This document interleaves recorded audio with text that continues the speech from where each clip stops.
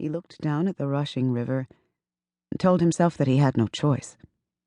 The elders had cast him out. He had been disowned, and now he was rudderless, homeless, alone on a crowded road.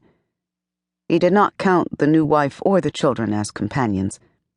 They were plants uprooted before they had formed into shape or type.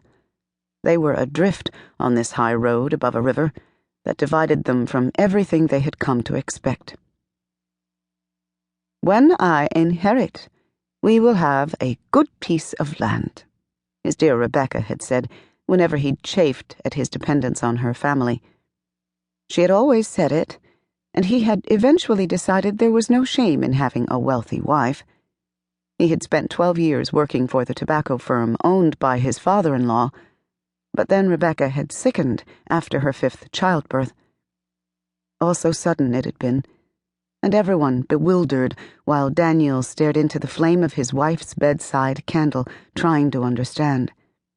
Neglecting his work and forgetting to eat or wash, he gave over the details of the children's daily care to a 15-year-old girl he had brought in from the almshouse.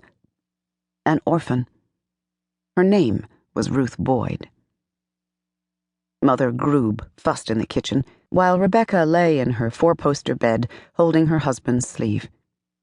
The entire Groob family kept arriving and departing without announcement, but when Rebecca died on the 21st day after Joseph's birth, they seemed to evaporate.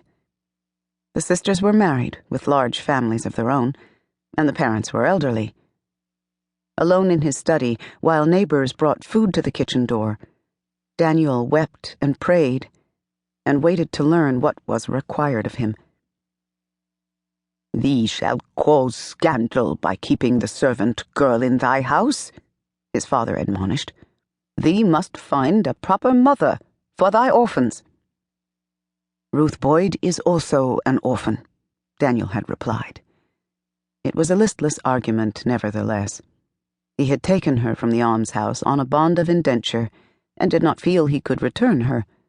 He said simply, "I cannot take her back there."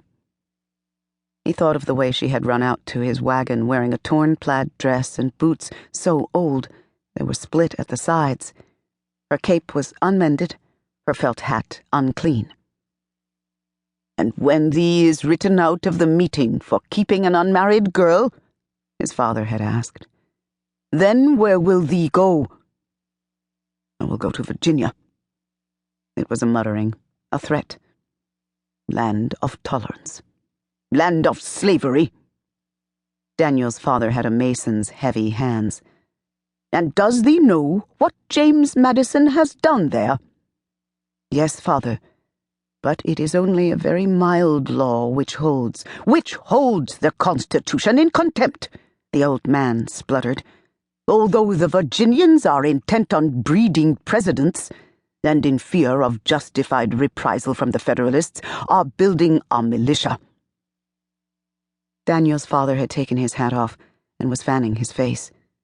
"Next they will decide to leave the Union altogether." "There is religious freedom."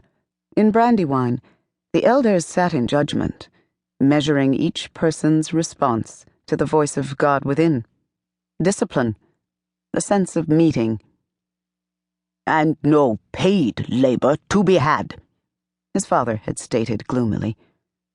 "I shall labor for myself." This was said with a hint of sinful pride.